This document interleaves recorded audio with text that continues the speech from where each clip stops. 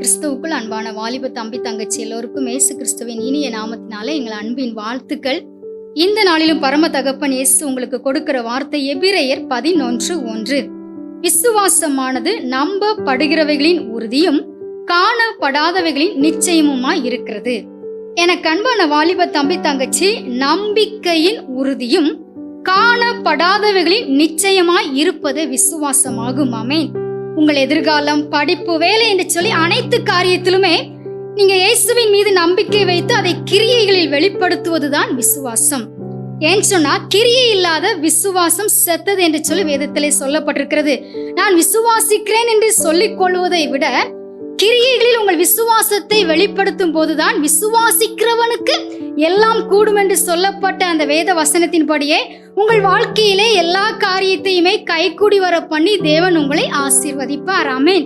நீங்கள் விசுவாசத்திலே தினமும் நிலைத்து நிற்க என்ன செய்ய வேண்டும்? வேதம் வாசித்து ஜெபிக்க போறீங்க. உங்களுடைய விசுவாசம் குறைந்து போகாதபடி கண்டிப்பாக கர்த்தர் உங்களை சிறப்பாக நடத்துவார். உங்கள் விசுவாசமே உலகத்தை ஜெயிக்கிற ஜெயம். ஆமென். God bless you.